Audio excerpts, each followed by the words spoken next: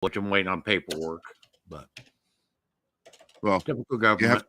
You have to rely on the government, so expect there to be a wait. Oh yeah. All right, guys, we are live. Ladies and gentlemen, thank you for joining us for this week's edition of the Weekly Roundtable. I'm co-host Frank Johnson, co-founder of the Liberty First Foundation and host of the ever-popular YouTube channel, The Range Report.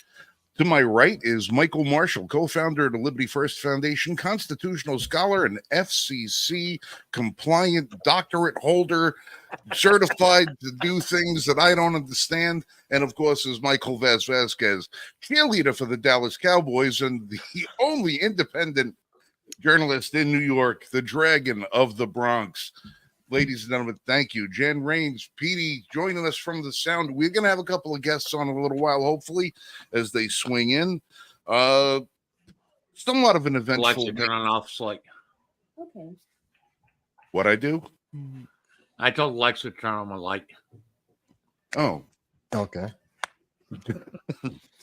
Somewhat of an eventful week. I feel really bad that the kids in the Bronx will never be able, well, the black kids in the Bronx will never be able to access this show because they don't know what a computer is. They don't even know what the word computer is. They don't know what it means. They've never seen a computer. No. They have no grasp at all. Now, Vass, you're in the Bronx. How many kids have you seen out there as of late with two cans and a string trying to telecommunicate? It's good. Do you know what a computer is, Mike? Well, to be fair, Vass is not a child. That's one thing, yeah. But I find it interesting how Governor Hochul, for people who don't know what we're talking about, this week, Tuesday, it was revealed that Governor Hochul was in California on Monday, speaking before a progressive group of donors, or she hopes they will donate to her.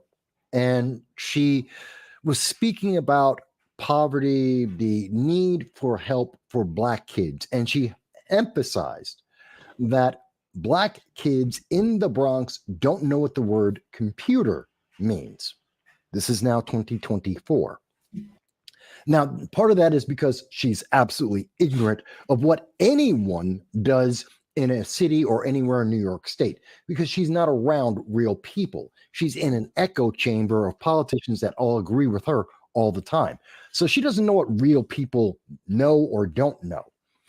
But I find it really interesting because Governor Hochul revealed that the U.S. Department of Education failed, that the Democrat-controlled New York State legislature failed, that the New York State Department of Education also failed, that her policies have failed Black kids, if we take her at her word on face value, that Black kids don't know what a computer is.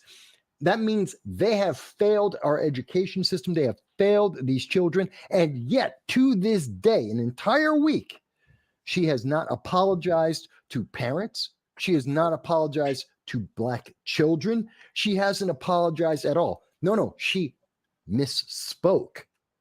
This is a prepared speech. And this is a governor, someone who was also in elected office before she became governor. She is a career politician. And she misspoke in a prepared speech. Go ahead. That has speechwriters. Yeah. Well, this wasn't part of her prepared speech. To give her fairness, I first thought that this was part of her prepared remarks. It was a little bit off the cuff. But you mean to tell me someone who deals with New York State's education system, our budget, issues affecting this state, she's been in politics for over 20 years. You mean to tell me she doesn't know whether or not Black kids are being taught what a computer is in the education system that she funds, that she okayed, that unions talk to her about on a regular basis? It is insulting at the very least. And many people said it's racist. Kind of, yes, but I think it's very much political. It is, she doesn't care. Yeah. She used the Black kids as an emotional tool to try and prompt the people in California to donate to her so that she could provide the solution to a problem that, if you think about it, she is the root cause of. Well, exactly. Well, it just shows you a little bit more evidence. I mean, when was the last time that the governorship in New York was out of the control of the Democrats? That was Pataki. Giuliani. So late 90s. Actually, no, because yes, you're right. That's governor, but the New York State legislature, Democratic controlled for the last 50 years. Oh yeah, well the legislature, but when you talk about and Pataki was no Barry Goldwater. I mean, let's exactly. Yeah, there's that too. Yeah. I mean, I think he makes Mitt Romney look like fucking Ron Paul. So I'm sorry. So Frank, why don't you introduce your guests? Yeah. Hi. Bottom right of the screen is Steve Bozich, a good friend of mine from BearArms.com, who's been running some pretty unusual events as of late that we want to kind of give everybody a little clue up in. If there's somebody that I know that exemplifies what the words freedom mean, it's probably Steve. Somebody puts his money where his mouth is, and he's got a big mouth. And of course, to the left and below is Charlie Cook from the ever popular show Riding Shotgun with Charlie. Charlie, how are you? Thanks for joining us this evening. I'm living the dream, man. Thank you so much for having me on. Yeah, well, I was just watching the other show. You guys were working with Meet the Pressers. I was watching you guys over there with Matt. Had a nice spirited conversation. Wanted to pick up on some of what you guys were talking about there. Steve, all right, for those who don't... I want to get, since we're on this, I want to get you guys, you're our guests, I want to hear your thoughts, because I don't believe either of you are in New York State. Is that right? No, I'm in North Carolina. However, I was born in Albany. Okay. And what about you, Charlie? I'm in Massachusetts, so it's still occupied territory. Yeah. Okay. So you guys heard about this with Hochul. Yeah, I can't believe this. So the first term that she was in office, I called her the unelected Governor Hochul because she was unelected. When I hear that, I'm a big fan of Adam Carolla, and I'm not sure if you guys know who Adam is, but he has this thing that he says, are these people stupid or are they liars? And this is all it makes me think of. Is she stupid or is she a liar? She has to know that people are working with computers, particularly all kids, let alone black kids. Everybody in school has computers. I've been teaching in schools for 20 years, and every school's got computers. Every single one. They have these little carts that lock up where they put their computers in, and they have power strips in there, and they plug their laptops in there when they're not using them, when they go off for recess or lunch break or at the end of school, they plug these things in. They have a little cart that gets locked up. Every kid in every school has access to a computer. How does she not realize this? And kind of like what you were bringing up there, Michael, is this something? Is this going to be some way for her to say, well, we need more money in education because we have black kids that don't have computers. But then you know what? In outside of Massachusetts, there's a town called Newton, and Newton is one of outside of Boston, excuse me, and Newton is one of the most expensive, one of the wealthiest towns in the state of Massachusetts, and it often comes up in one of the wealthiest and best places to live. And 7 or 8 years ago, they dropped like $350 million on a brand new school building for all the rich white kids. I'm sure they had a boatload of computers there. You know, it's interesting to me, and maybe you guys disagree, Steve, Charlie, anyone actually. I cannot see what she said and how. And this is why the media dropped this. They have stopped talking about this as of 2 days ago. You're supposed to forget this. But I think this is an incredible indictment of the failure of the federal Department of Education, New York State, and the policies, the socialist progressive policies we've seen. If we take them at their word, if we assume that she's not just pandering, she's not just using children to advance her political agenda, if we take her at her word, then they have all failed miserably, catastrophically and they don't even want to talk about that. Am I wrong in reading it that way? I mean, how do you guys see it? Well, I mean, and if I could just chime in, I guess I could sum it up like this by actually answering. I think it was Charlie's question. The answer to the question: are they lying or are they stupid? The answer is yes. All the above. They're lying and they're dumb enough to believe it. I mean, the governor of New York says something stupid. I mean, I think it's more of an indictment of, frankly, the people that put her in office than anything else. You know, I mean, Joe Biden said, poor kids are just as smart as white kids. Yeah. I mean, I can go down the list, right, of just dumb things that they've said over the years. I'm not surprised that politicians of any political stripe, but obviously ones that are never held to account, especially, say dumb things. Of course they are. It's just the nature of the beast. What I'm constantly surprised by is the fact that the same people put them in power over and over and over again. So there's a lot to that, and I think it has a lot to do with free stuff and fear of being able to speak out against this, because she's a Democrat, news media is protecting her. We saw Assemblyman, actually New York Speaker Carl Hastie came out and said, no, I understand what she really meant. Don't pay attention to her exact words. She misspoke.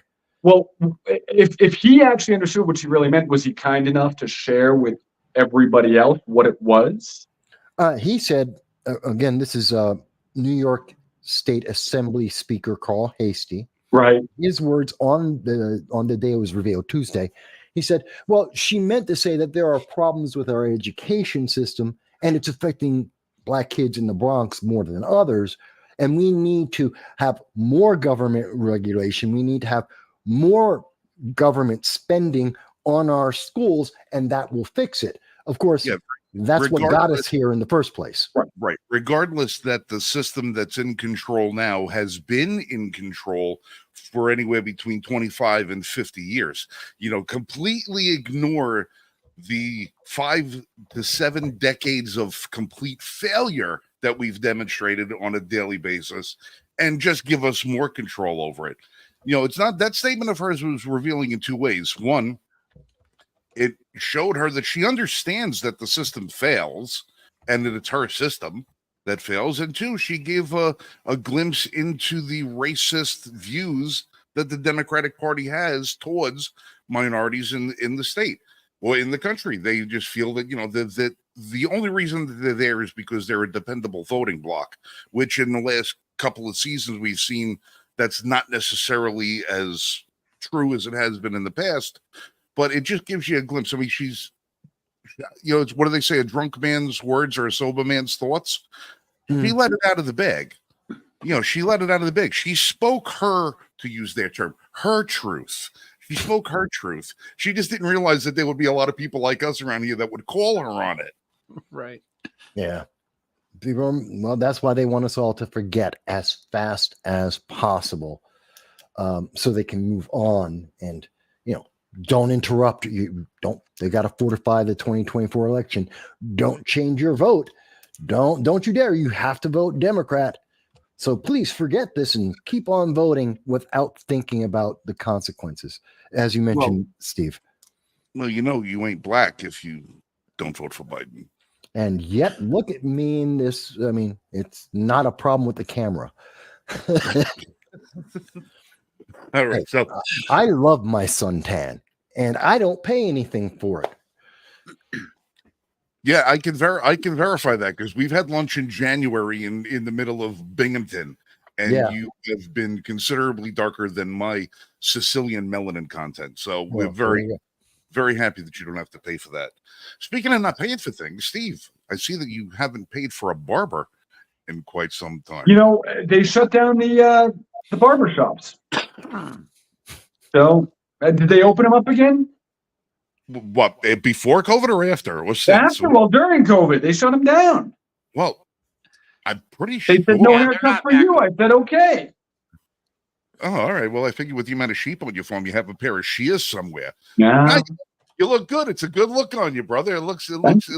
Somebody in the audience said you remind you of a young Sam Elliott. Was there ever a young Sam Elliott? Right. That's what I'm laughing. It's Like he was born 45 years old and gruff. right. Dude had a gray beard in kindergarten. Right. All right. So we want to get back to touch on the original subject you guys were talking about on your show before. Steve held kind of an unusual. Steve, all right. I know Steve's been working on something for quite some time, and it has metamorphosized itself through the last couple of years. And you culminated it this past weekend with an event that you had. I don't know. I mean, culminate almost implies we've reached an end point. Well, it's not finished. It's still evolving. Oh, very much so. But yeah, no. So yeah, I mean, I could, as Charlie just painfully learned, I can make this story as long as you want. But the short of it is, I started off doing 80%. Almost. Well, I started Bare Arms. I got my LLC June 1st, 2017. So that's when we kind of came into existence, and we started out just as an 80% dealer. I was buying Polymer 80 kits, in wholesale, selling them retail. I got certified as a Glock armorer, so I was, buying slide kits and parts and barrels and the whole 9 yards and putting them all together and selling them. And we were doing some other stuff as well. I won't go down that rabbit hole. But the short of it is, when COVID hit, we had to radically change the way that we were approaching our strategy towards supporting the privately made firearm market. And we made the transition from 80% to effectively 0%. And the way we did that is we started taking 3D printers, cheap. I don't like to use the word cheap. We'll say economical, bed slingers off the shelf, right? $200, $250 printers, upgrading them and designing profiles, splicing profiles. And if you don't know anything about 3D printing, the slicer and the profile for it are a set of instructions that essentially take a three-dimensional model and it turns it into machine instruction for the printer to turn that digital model into an actual physical object. So we're taking these introductory level printers, we're upgrading them, and then we're designing slicer profiles that not only can you take pretty much anything off the internet, run it through our slicer, and then print it, but we can preload our printers with files so that you can simply assemble the printer, load the filament, level the bed, and print your own Glock 17, your own Glock 19, your own AR-15, your own Mac 11, your own Tech 9, your own FGC9, whatever the case may be. We've got an ever-growing list of firearms that are supported by our printers. And of course, the benefit being that since it's your printer and you're making it for yourself in the privacy of your own home, once you make that frame or receiver for yourself, there's no requirement it be serialized, hence Bare Arms. Or ghost guns, as you will sometimes hear them called. The important takeaway here was that to prove that we had something, that we could take these printers, upgrade them, and then take one file and put it on any one of them and get the same thing over and over and over again, we had to do just that. As a consequence, I ended up with like dozens and dozens of Glock frames that I don't have anything to do with. You only need so many of them. The laws here in North Carolina changed probably about a year ago. And we did away with our universal background checks for handguns. As a consequence of that, we decided that we were going to do the world's first free gun zone. And so we went down to downtown Southern Pines and we gave away a bunch of free guns. Nice. Now, when Steve first told me about this plan months ago, I kept saying to myself, "All right, I'm gonna just keep a little bit of cash on hand, just in case Steve needs to get himself out." Because I, North Carolina, you think North Carolina is like an ultra conservative, gun friendly zone, and there are sections down here that make like Haight Ashbury, look like Alphabet City to Bronx. There's, it's now, and I had the same fear. It wasn't quite as profound and as deep as, and I didn't really go into everything that I did when I started this, but in 2018 I launched and received a determination letter for a 501c3 nonprofit that was stood up, that was created for the purpose of build classes on how to turn 80% into 100%, using the tools and equipment under the control and dominion of the 501c3 nonprofit, which, per the statutory definition of engaged in the business of manufacturing, a nonprofit can't fall under that definition, and thus it doesn't require an FFL. To prove that my novel interpretation of the law had merit, I went to the Greensboro Gun Show, and I had a buddy who had bail money and my car keys. He was running the Bear Arms stable selling 80% kits, and I was next door at the nonprofit, and I was set up to do build classes to show people how to actually turn that 80% into a fully functioning firearm. And I did not go to jail that time, and I did not go to jail this time. The big difference between the two was that I did not call the ATF and tell them what I was planning on doing that fateful August weekend in 2018. This time I did call our sheriff's department, and I gave our chief deputy a heads up. He thanked me, and lo and behold, last Friday morning, I actually got a call from the captain of the Southern Pines Police Department, and he informed me that everything I was doing was completely kosher. And the only thing I really had to worry about was if I happened to venture on what would be considered private property and was instructed to leave, failure to do so would be a trespass. And I would be, obviously subject to removal and or arrest, which never happened. So no, we were lucky, and I mean, we were good, and it was fun. I didn't get a chance to ask you today. Did you get any pushback at all from any of the other people? Oh, sure. Oh, absolutely. It was a motley crew. I mean, we got a little bit of everything. Probably the best. I mean, I was really happy that there was one guy. We walked up to. We would just kind of walk up to.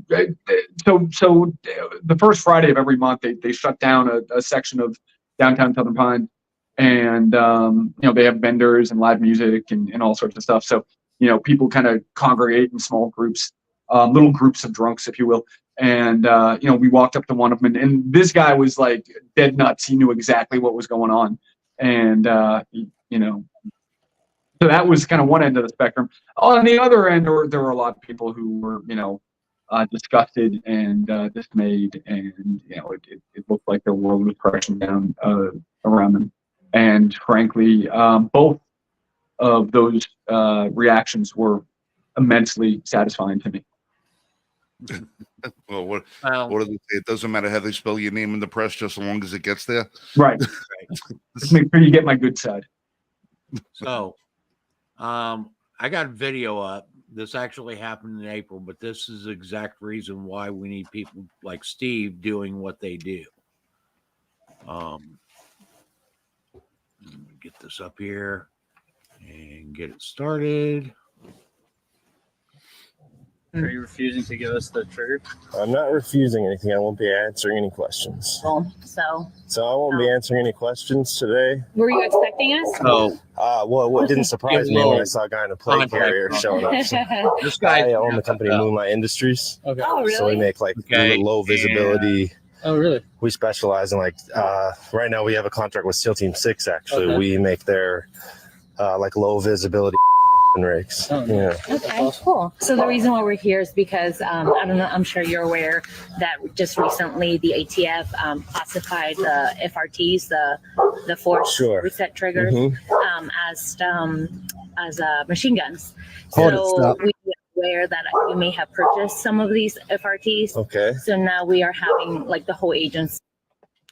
One of the first things that really pisses me off about this isn't so much that you were stopped. It's the fact that, as she just said, the ATF made up their own regulation, effectively their own law, a change of already existing law and existing regulations that are out there. And now we have law enforcement that are being forced to go out and to interfere with people's lives and livelihoods because some agency that no one knows about, no one knows who runs, literally, no one in America knows who runs the ATF. They know nothing about the ATF. Never elected any of them. And look at how they're messing with people. God, And people should mind you, notice that. This change was done with no congressional oversight. Right. It was just one day. Behind the scenes, no congressional oversight. I think they are required by law to have a 30-day comment period, public comment period, but that does not have to be publicized. Sometimes. Depends on the regulation they're changing and the nature of the change. So it's not always. They don't always need it. They've had several times where they've changed existing regulations. Since the regulation already existed and they're only amending that, they don't need to go through public approval. Obviously, you've been through this, Steve. Go ahead. Oh, well, no, I was going to, in regards to that, it's always amazed me because, first of all gun laws are an infringement, but yes, the NFA still exists, right? I mean, what will or won't get your dog shot matters. And so, with the FRT, it's always been kind of a, is it a machine gun or not? I mean, look, there is a freaking shoestring that has a little piece of metal and is registered. It's part of the NFA registry for full auto. That is considered a machine gun because it's the same thing. It's a force reset. Well, what I don't get is why is it that these companies that come up with anything that's even remotely force reset don't just sell them in mass to a retailer who then just takes them to gun shows and does everything in cash, because those cops are there because they got a hold of somebody's customer list. Well, here's the whole thing behind the ATF is it was put out there as a tax, right? I'm sorry, as what? As a tax. Okay. Right. Well, yeah. NFA, National Firearms Act, Mm-hmm. was put out there as a tax to regulate certain. Yeah, firearms. I mean, I would say that because you got to remember that $200 back in 1934 was like $3,400 today. So Exactly. yeah, they kind of hid behind their taxing authority to regulate guns. They did, but they did it illegally.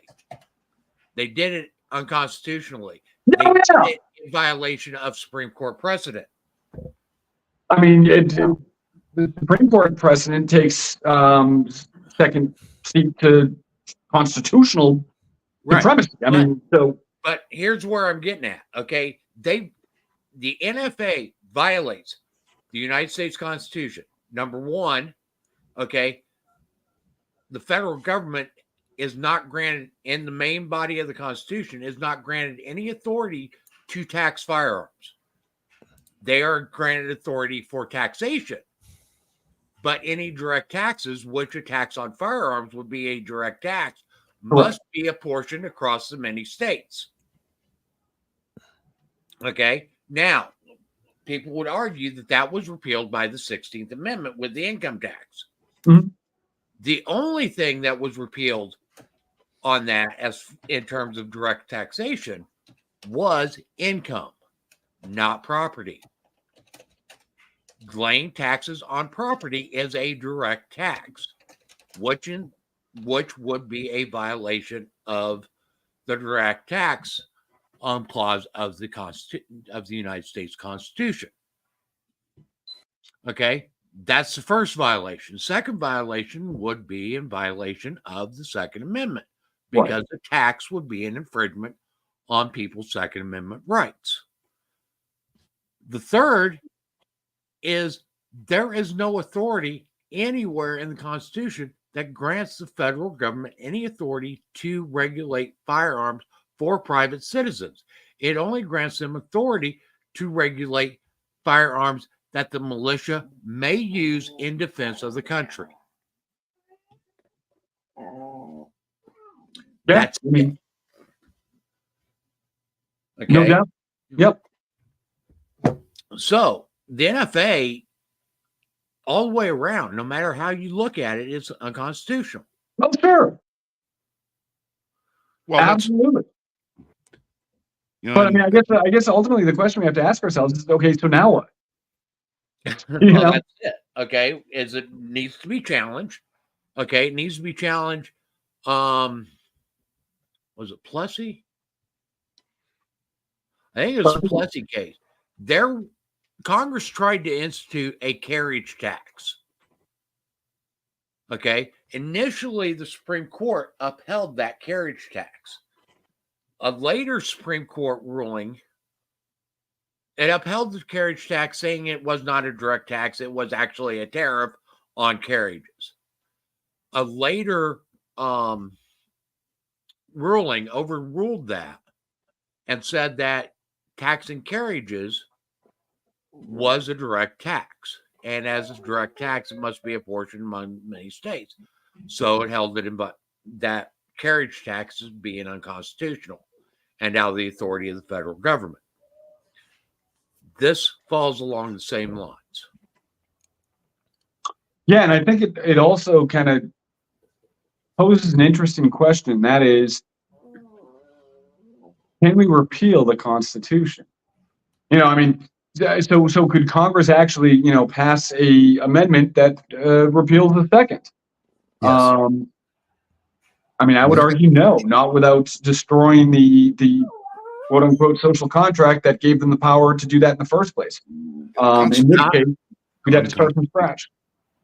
The only way that they could, and somewhat legitimately do it, based upon what we have now, is they must call a convention of states, or they must pass an amendment by 2/3.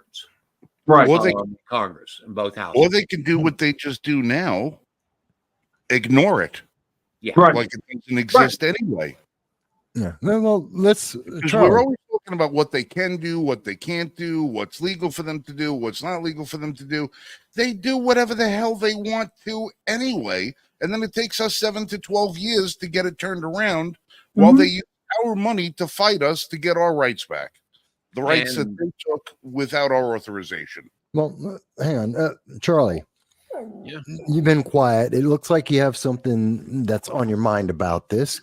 Chime in a little bit.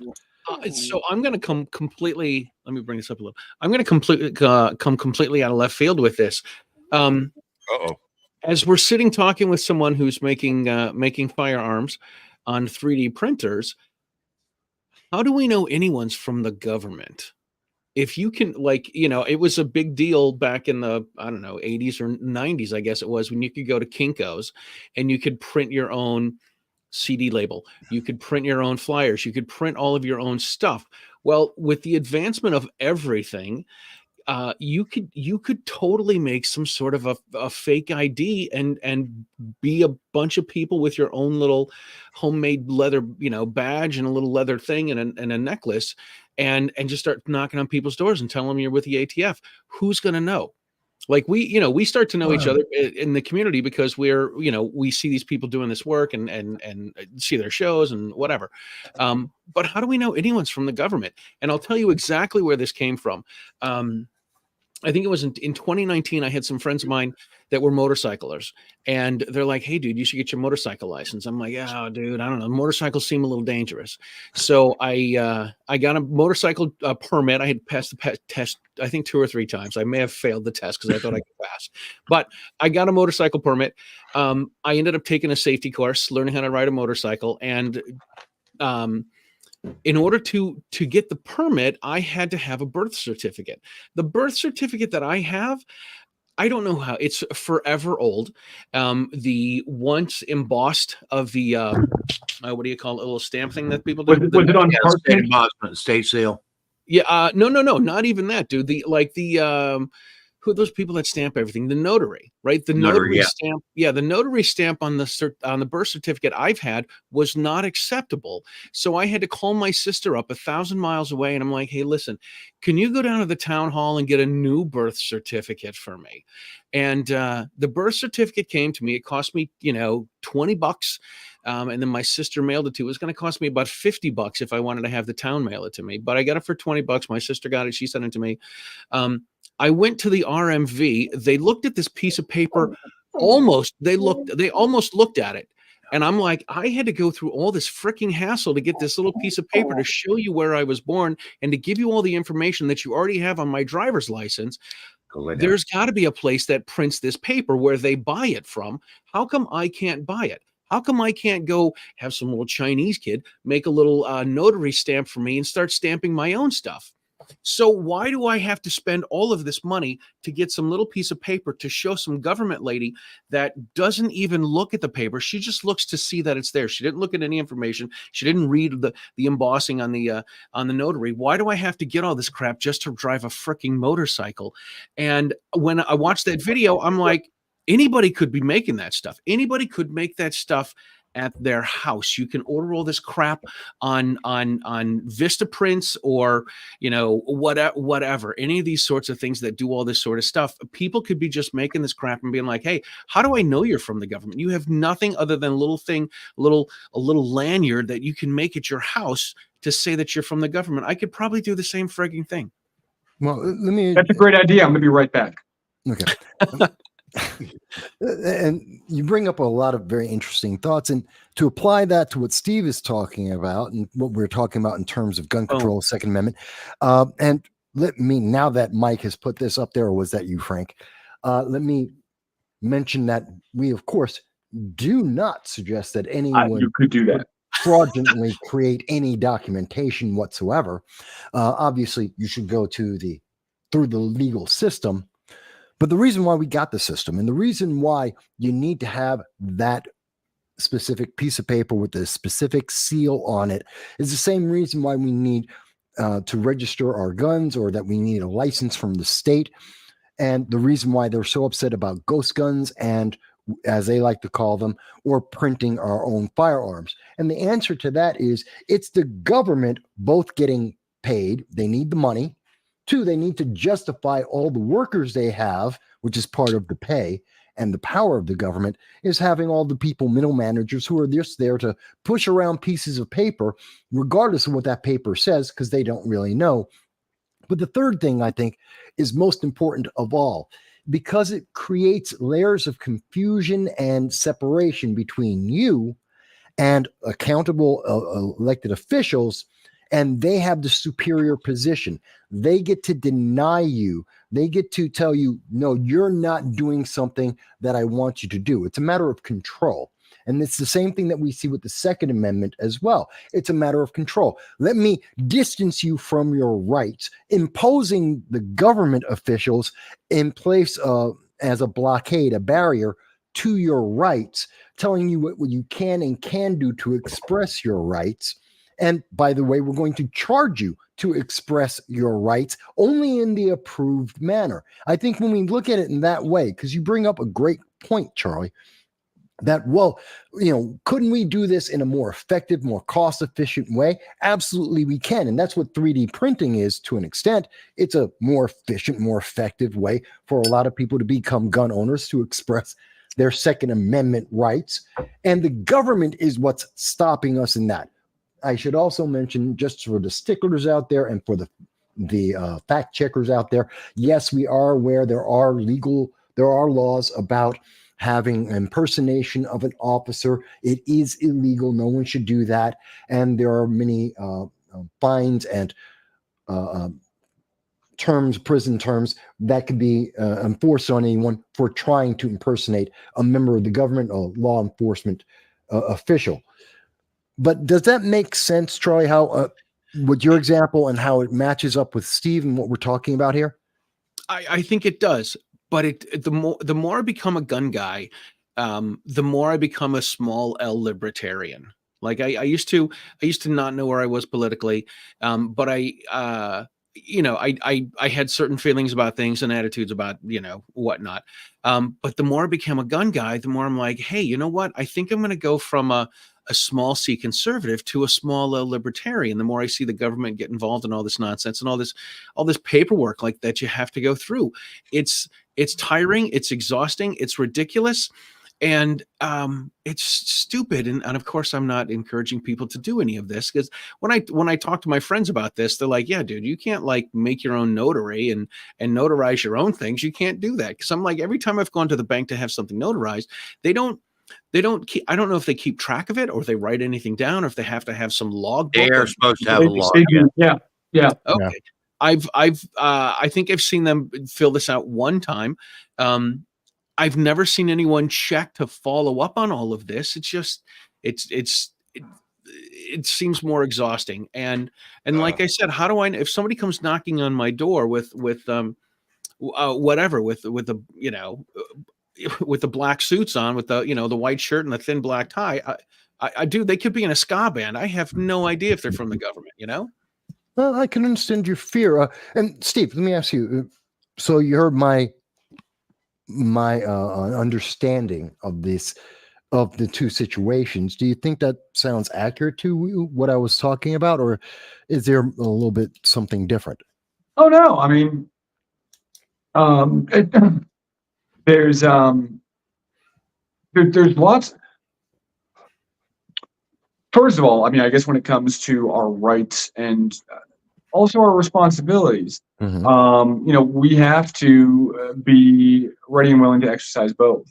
When it comes to like what Charlie was saying, I mean, you could have the most robust security system in the world, right? I mean, you see these movies where you've got these infrared lasers and pressure sensitive, and there's temperature gauges so that if the temperature changes by more than 1 degree, Mission Impossible, yeah. but if you don't turn it on, right? If nobody checks it, right? If nobody's watching the cameras, if there's no system in place to actually keep things working the way they're supposed to be working, then it doesn't work. And that goes for security measures, right? Like notaries, and those little embossed seals on birth certificates. And it works for the Constitution the same way. So, I mean, we have to be engaged. And, I look back at earlier generations, the ones that saw the NFA pass or the GCA passed. And I look at, my own generation and the generations that, came immediately before and come immediately after. And, I'd start to think, what will those in the future say about us now? I mean, this is probably one of the most important periods of time in human history. And if we just sit back and, we're passive, then it's going to be written for us. Well, even back with the adoption of the 14th Amendment, okay, which basically, in order to rejoin the Union, the southern states were forced to adopt it. Okay. Right. The 14th Amendment was never actually, without coercion, actually ratified by the states. Okay. In fact, many northern states tried to repeal their ratification of the 14th Amendment, and they weren't allowed to. Well, yeah, go ahead. No, go ahead.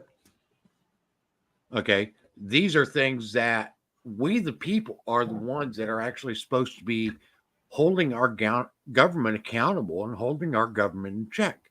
When we say that our system is about a system of checks and balances, it doesn't mean it's just a check and balances of the different departments of government. It means that it's the check and balances of the people on the government. Yep. I mean, amen. Hallelujah. I don't know. It's very frustrating, not only where we have gotten our government now, but where it's going. Because what we're hearing is that there's always this quest for more and more government, more intrusion in our lives. Mm-hmm. We hear that from the progressive socialist ideology, their mindset, that the answer to everything is or this is Thomas Sowell, had a great quote about this from years ago. The answer is they never fail. They just need more time, more money, and more of your rights. And we see that in action as we're looking at it right now, whether it's the campuses, whether it's the ATF, the EPA, the FTC, FCC. Mike, we were talking about that, 2.5, 3 weeks ago? Yeah. We were talking about the new regulations, effectively new laws coming up from different agencies.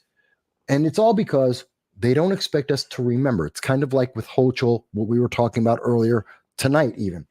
They want you to forget. They stop talking about it. They'll put out the news in the very last page at the bottom of the article online, and they expect you to forget about this within 3 days, maybe within 3 months, to completely forget about it, forget to hold anyone accountable about it. And instead, they want you to focus on, well, Trump, did you hear what Stormy Daniels said? Who cares? Quite honestly, who cares what she said? I don't know. Porn actress was involved. And then it's the same thing with Clinton with the and blue actually, that kind of backfired. Well, I understand it's backfiring, but the whole idea is that's supposed to be the distraction from what's actually really important, which is what we're talking about. Government taking away our rights and getting involved in our lives so much, which is completely unconstitutional. Okay, and this is coming back to haunt the state of Georgia, or actually the Georgia prosecutor that's going after Trump for election interference. Come to find out that there are over 380,761 ballot images that are no longer available for some reason. They just came up missing. Well, there goes our channel having any kind of exposure. We are dancing on the edge of suppression. Now we're done. They washed it with bleach. Yeah. And well, that was part of the fortification. I don't know if you guys have heard about this, Steve and Charlie. There's something called the fortification of the 2020 election. Now, a lot of people may not be familiar with it. It comes from a Newsweek article that came out after the election where there was a shadow cabal.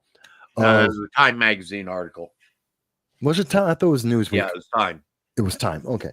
Where there's a shadow cabal of individuals in news media, in politics, and private business, especially technology, that came together to basically funnel the public into one way of voting. And they published this article describing the entire process. And it was considered a shadow cabal. This is the fortification. And we see that happening now, where we're not even supposed to talk about. There have been cases in Pennsylvania, Michigan, Wisconsin that have addressed literally what we're talking about. You can't mention it. Just like we're not supposed to mention the Second Amendment, the ATF. We're not supposed to talk about any of the experiences, anything that we've talked about tonight. Literally, these are all taboo subjects. It's very upsetting. Go ahead.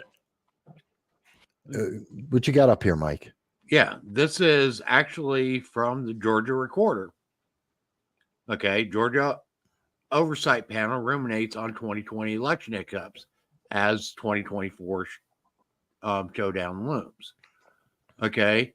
When they say hiccup, do they mean something that courts have found unconstitutional, as they have in Michigan and in Pennsylvania and in several cases throughout the nation? Well, here's what they've found. Okay. At least 3,075 ballots were double counted. There's at least 3,075 duplicate ballot images. Further down here, the complaint also says that more than 17,000 ballot images that were requested for inspection from 20 election are missing. Here's and I'm sorry to interrupt, but I mean this is the I read that story and there was one thing that I did not see, and maybe it's located in this story. Okay, if there's 3,700 duplicate images that got mixed in, mistakes happen. I understand, and if they're mistakes, then the probability of those duplicates going one way or the other way should be pretty close to 50-50, right? I mean, there should be just as many Biden as there are Trumps because the margin was really, really small, right? Theoretically. Right. Or were they all one way or the other? They won't go into that. They at won't, least- will they? No, not in the mainstream news media, and usually that's something that you'll find buried within the evidentiary of the trials themselves. Right. It's the media again fortifying some of the evidence that's there. You got to dig for it. Well, unfortunately, now there's still no evidence, right, of election interference or whatever the case may be. Yeah, and they're still trying to say that Trump was trying to influence the election through his trying to get this resolved. All right. Right. All right. Now, first of all, let's not forget. I mean, you talk about cover. Let's not forget that the governor of Georgia has been running cover for that since day one. And this is supposed to be a guy who's of the same party, of the same ilk. He's been like putting up a huge shield the entire time. And nobody ever questions this guy as to, listen, if this is supposed to be the will of the people and you took an oath to uphold the Constitution and respect the will of the people, why are you acting as such a blockade? Listen, these are just legitimate questions we would like some answers to. Why is it so hard to just say, okay, let's have an open investigation and let the chips fall where they may? Why is he, been so reluctant to do so when this is a Republican governor of the state? And as far as election interference, does anybody remember when Trump first trounced Hillary? And Formed, I believe, is the correct verb. yeah, and prior to the vote being certified, you had like this 1 hour long video put out by all of the Hollywood stars and starlets, and they were all begging and pleading that the Republicans Electors do the right thing and cast their votes for do Hillary. the right thing. You electors, we respect you. We love you. We need you to preserve our democracy. Can't you just change your vote? How come none of these sons of bitches have been brought up on election interference? Because they're on the side. Is that a rhetorical question? Yeah. Look, you got Trump, right? You have Trump, and he says, listen, at the time I'm president of the United States, I know 79 million people voted this way. I don't know for sure if 81 million people voted the other way. I know for sure. Yeah, But go on. How is it possible that he's committing election interference when what he's doing is say, listen, it's not about me being the president, it's about making sure that the vote is respected. I need to ensure the fact that the will of the people who actually put us here is observed. Why is that not the argument rather than, well, I have to make sure that, that I won the election? No, it's not about I won the election. Is I need to make sure that the will of the people is respected by the election by making sure that it's open and true and legal. Do you, you remember when Trump asking Zelensky in Ukraine to find out what was going on with possible corruption was Trump interfering with his political opponent? That's the Ukraine phone call, which was the basis of the second attempt at first impeachment. I thought that was the second. No, the second one came after he was out of office for January 6th. Oh, right. They did it the other way. Okay. Sorry, I have it memorized in the other way around. With all these, with all of these charges against him, it's tough to keep him straight. It really is. And there's going to be all the more. impeachments. We have to number the impeachments, for God's sakes. Oh yeah, Well, and there's going to be more. We have a guy here. Lori was watching a show the other night. I forgot what show he was on. He's a guy was at January 6th. He labels himself as an independent journalist. He's a blogger. He's just out there blogging the events of January 6th. And at one point or another, he got involved.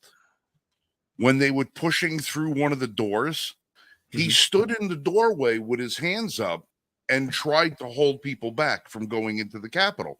And he's on video that they show from the Capitol Hill Police Department, from all the security videos inside there, from video that was taken from other people with their phones and everything else. This is a guy who's standing there trying to hold people back and saying, this is not the right thing to do. Please don't do this. Stop doing what you're doing. The crowd pushed him into the building by like 20 feet or so and pushed him out of their way as they just walked up their hallway. And standing right there is a bunch of Capitol Hill cops.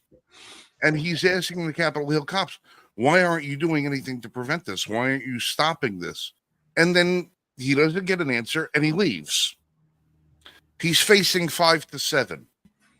Well, again, that's about punishment. It's not about him.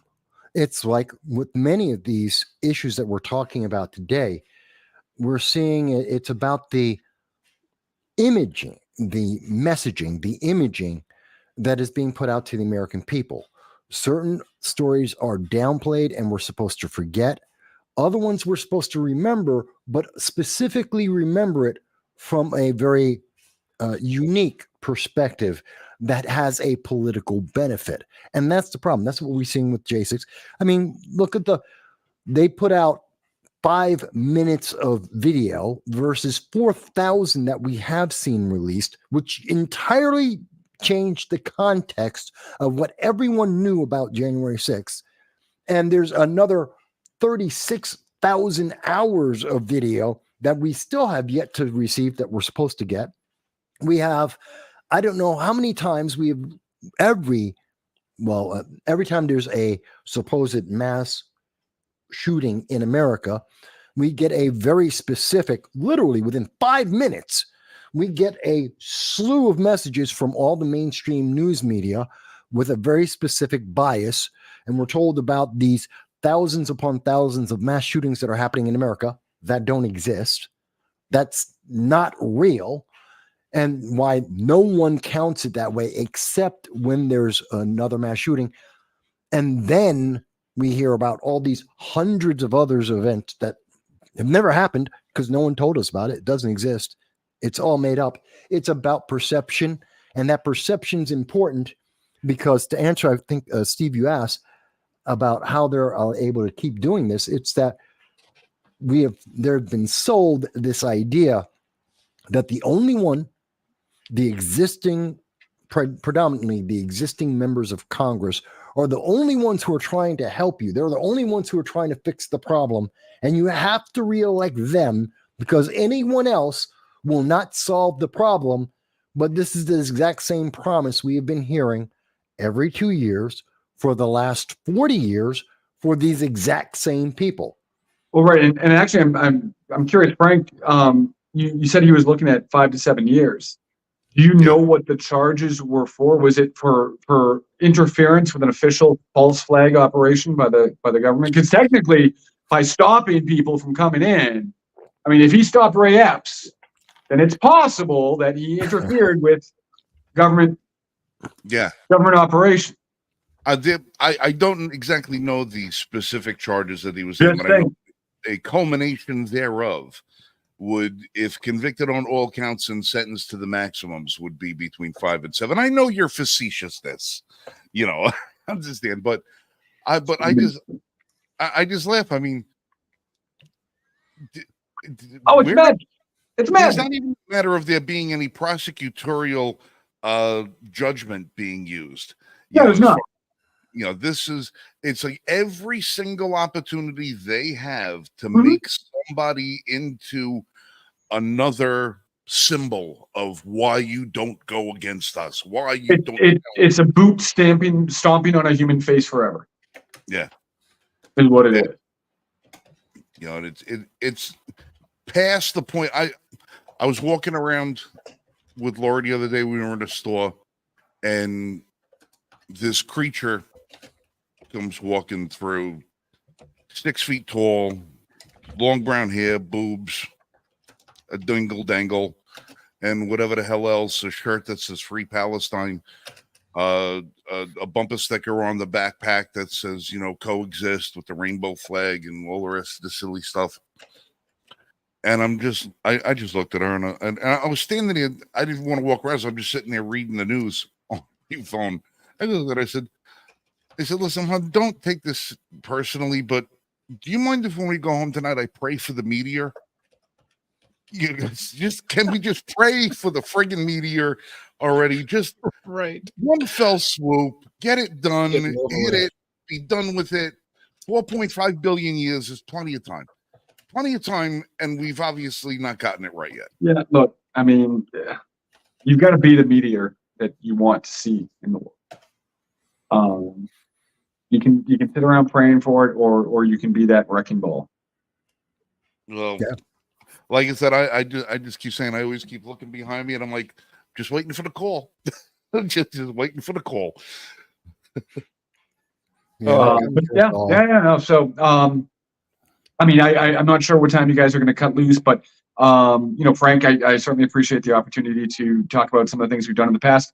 I do want to mention some of the things we are looking forward to do in the future. Yeah, we Sure. have to figure out what we can do and what I can put up on my YouTube channel, because Well, nothing fun. I mean, channel got me 2 strikes.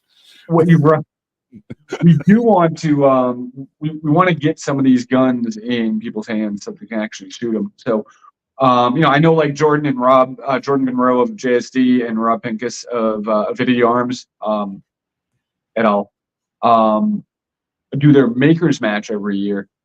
We actually kind of the next thing on the calendar. I don't have a hard date yet. Once again, I've got to nail down the insurance, but we want to do a 3D print shoot. So just kind of invite everybody to, you know, anybody and everybody to come on out and shoot a bunch of the stuff, and you know, put some lead down range and bring some steel and just have some fun. So that will be coming up, and hopefully I'll have the opportunity to come on here and tell you all about it, so that your North Carolina peeps have the opportunity to get out this way and join us. Well, hopefully the weekend following NRA, I can get out by the farm. I've got a concealed carry fast that weekend. Oh, all right. Well, the following, as soon as humanly possible. But I guess the underlying thing to that is the solution to all of the problems that we've discussed tonight: to print more guns. Yeah. Well, when laws become unenforceable, it's, you know, what's the sense of having the law? Right. You know, be ungovernable. Mm-hmm. Charlie, have you fired a printed gun? I have not fired a printed gun. I have tried working. I was actually at the Gun Rights Policy Conference in Dallas a couple years ago, and Pincus was there, and he's like, "Hey, I'm doing a build. If anyone wants to come by," I'm like, "I would love to check this out and see what's going on." And he may have had an extra frame and may have had some extra parts.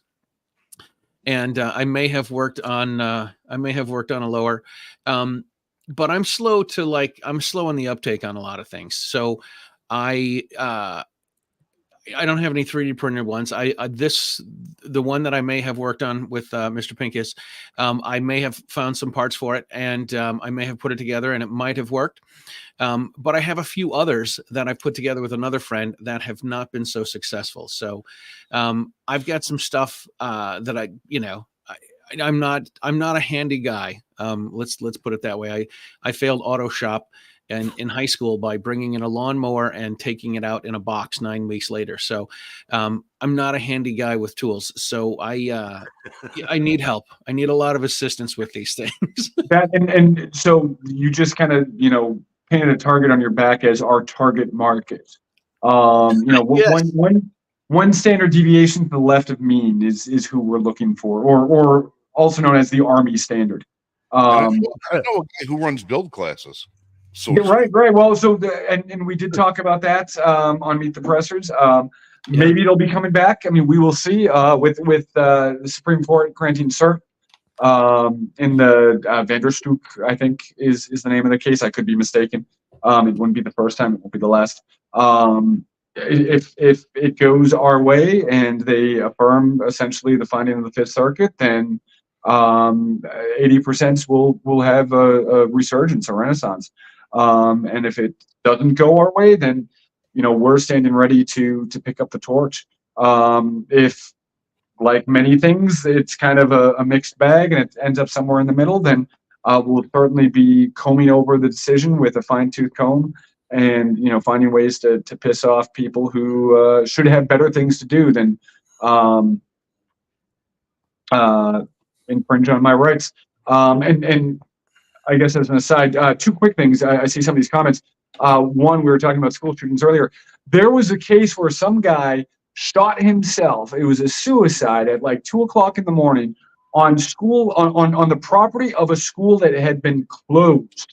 I mean, when I say closed, I mean it no longer existed. It had no accreditation. There were no students, no teachers, no staff, no janitors, no nothing. It was a former school, but it was school property, and that went down as a school shooting. And Michael McLean, it looks, asked full 3D printed gun or a few components. Apparently, Dell, guy knows what I'm talking about. So what else would you need to pick up if you were going to 3D print one of the guns with your system? What components would you need to pick up in order to facilitate full function? It depends on the gun, but I mean, it's just like a polymer 80, right? We'll take the Glock. The Glock is probably the best example. It's simple, right? There is an elegance to the simplicity of the Glock. All right, I know some people love them. I know some people hate them. But the fact is that they lend themselves to being recreated very, very easily. So you print the frame, right? The frame is the gun, right? Legally speaking, a firearm is a device designed to propel a projectile through the use of explosive force or the frame or receiver of any such device. When Glocks came out, people were looking at them, sideways because they were plastic guns. Well, they weren't plastic guns. They were metal guns, just like anything else, but they're plastic frames, right? They were porcelain and cost more than you make in a month. Right. You'd be surprised how much I make in a month. So it's the same thing with 3D printed guns, right? The frame is the part. It's the regulated part. You can go online and you can buy every part of an AR-15, every part of a Glock. You can have it shipped to your door, no questions asked, with the exception of the frame or the receiver. The frame or the receiver is the part that you have to go to a gun store. You got to fill out that 4473. You've got to, submit to a FBI background check, with some exceptions. And the part that you buy has to, of course, be manufactured by somebody that is a licensed 07 FFL, serializes and the part and records every transfer thereof. Unless, of course, you make it yourself, right? So what we do is we offer the part. We offer printers that are capable of making that part for you. And then you've got to buy all the other parts. So go online, go to the PSA website, right? They've got the daggers. They've got parts kits for daggers. Now, the one thing that you won't find is, and this is just a market failure. I offer them, but I'm not doing it, large scale yet. A lot of the lower parts kits are going to be designed still for polymer 80. The problem with that is twofold. One, the polymer 80 lower parts kits don't come with a locking block, so you have to get them somewhere else. The other part is that the polymer 80 kits generally will come with a pin for the trigger housing, right? Because the polymer 80 uses drop-in rails, so we'll give you a front pin for the front rail locking block system, and we'll give you a rear pin for the trigger housing, which also captures the drop-in rear rails. And of course, you've got your traditional lower parts kit for a polymer 80 will come with the trigger pin and the locking block pin. Of course, if you're doing a 3D printed gun, you need your own pin, and you can't just get a regular Glock one because the Glock ones are plastic. If you're using that pin for your trigger housing, for drop-in rails, you need to have something that's steel. So you won't get a locking block and you won't get a steel pin. So it's it's a little tough out there. You got to know what you're getting. You got to know what you're looking for. But yeah, you need a lower parts kit, and you need drop-in rails, and you need a slide, a complete slide upper for a Glock. For an AR-15, same thing, a lower parts kit, a buffer kit, and a complete upper. No sound vest. Yep. This is why people need to come out and see you in person and to see everything you're speaking about, because it makes sense. But I know there's got to be at least a few people who are listening to this and going, I'm not quite following that. But that's why you're here. That's why you have the events to come out. Right. Don't be afraid. Don't be put off by the jargon. Go in person. Right. Yeah, frankly, if you're not familiar with the jargon, if I'm talking about a trigger housing pin and you don't know what I'm talking about, your learning curve is going to be a lot more shallow, right, than somebody else. So you probably want to, you definitely don't want to just start printing immediately, because It's a curve. you got some work to do. There's nothing more frustrating, and I've gone through it. It has been a frustrating process. Since I began. I've been certified as a Glock armorer twice. I just most recently in 2023 got my advanced certification. Most people don't have that. And I know exactly what it's like to not have it, because for the first 40 years of my life, I didn't. So it's not insurmountable to go from Glocks are very, very simple. But if you don't know what you're talking about, then trying to just jump in. And one of the things that we need to do is, there's for Polymer 80, there was lots of great resources out there. But everything kind of, got put on hold because of this frame and receiver rule. We saw an opportunity to get into 3D printing at that time, to pivot and to do that. But yeah, so no, there's, there is, the onus is in part on us to provide that support, because just providing the hardware or just providing the software isn't going to cut it. You have to have that follow-on support to be able to get people across the finish line and to be able to do it safely. We have a responsibility to this industry, right, and to this to the movement, to make sure that there's a standard, right, of excellence as we bring more people into it, and that we're not sending people out there with unsafe guns. And just real quick to answer one of the questions that I see in the comments, I did do machining before I started 3D printing. I've when I started all of this, I got I took I think a 6 or an 8 month course in machining, basic machining, mills and lathes. Nothing too special. No CNC. I'd love to do some CNC, but I haven't done that yet. I've done obviously I've done my own 3D printing. I've done welding, and I've done machining. Charlie, let me ask you something. Amongst your audience, do you see, because if we're listening to the way the media likes to spin it, there is a massive tsunami of individuals who are printing their own firearms. And this is, of course, the leading reason, if you're listening to the media, if you're listening to certain anti-2A advocates like Ted Lieu out of California, like Cheryl Jackson Lee out of Texas, then you would think that everyone is now printing their own firearms and they're out there using them in ways that they don't like. But I would believe, and perhaps you're familiar with this, that it's actually such a small number of people. That's one of the reasons why the FBI doesn't even count the number of so-called, quote, ghost guns that are involved in any crime in America, because it's literally a handful a year. But what have people been saying to you about this?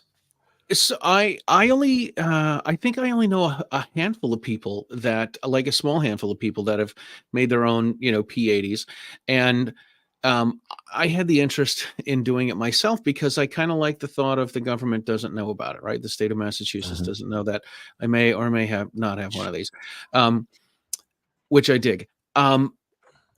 I got to tell you, as a guy that's not the handy guy, I was going to say this a couple minutes ago, Vaz. When you were talking about the people that are challenged. I'm like, dude, I'm right here. You don't have to talk about me, man. Like, right? Steve's listing off all these parts. I'm like, oh yeah, the blocking rail. I remember that. It looks just like the one that's in the.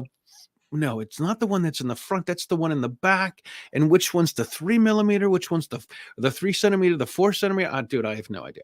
Charlie, don't feel bad. Every week, that's me. I'm the politics guy. I know laws. I know politics. That's my realm of forte. And when we get into and I can fire a firearm, of course, but when we get into the guns are that way. That's what these two guys are for. Because I Guns sit are there that and I just way. go. I'm Constitution. I'm guns. Nice. Frank I is love it. all Man. I guns. love it. Well, and you know, I earlier had talked about that 501c3 nonprofit that I'd stood up when COVID hit and everything shut down. I had to kind of rethink my strategy with that. I had created a new class for it, and I was going to launch that. I ran into some other issues that unfortunately stymied my efforts, but we're now at a point where I've got my free gun zone out of the way. That's been kind of, the albatross around my neck for so long. I just wanted to, get out there and do it and get it done. That's done. We've got the 3D print shoot that, was kind of next on the list. But one of the other things I want to do is I've designed a class that I'm, at least tentatively, for lack of a better title, I'm calling inspection and maintenance. And the first class is going to be for Glock. Again, just due to one, the ubiquity, and two, the simplicity of the platform. And essentially the idea is you're going to learn how to clean your gun. You come in, we'll do a function check. So I know that you're not bringing me a broken Glock, so you can blame it on me. Once we do the function check, we'll do a detailed disassembly. Once it's disassembled, we can learn what every part is, Charlie, so that I am educable. we don't feel left out. While we have it apart, we'll learn what every part is, how they work together, right, and how they work in concert to make your gun work properly and to work safely. And while we have it apart, we'll run some of the critical components through like a sonic cleaner, and then we can put it back together. You'll have a perfectly clean gun, and you can go on about your way. So that will be coming hopefully soon. Conceptually, it's about a 2-hour class. It's nothing that's too in depth. It's almost like a Glock Armors class, but condensed, right? Instead of 8 hours, it's 2 hours. It's just kind of quick and to the point. So sounds more fun than Madam Web or the well, hopefully we can at the very least get Frank out this way. But hopefully, some of y'all, New Yorkers and Mass folks can make your way down this way and check it out. How are we There you doing go, back with how are we doing back with parts? Because I remember we were having difficulties with channel. Well, like I said, I didn't want to get too deep into it, but Glock is shipping parts to non-LEO armors again. Again, good. Yeah. Okay, I got a call. There you go, Charlie. Now I can't read it.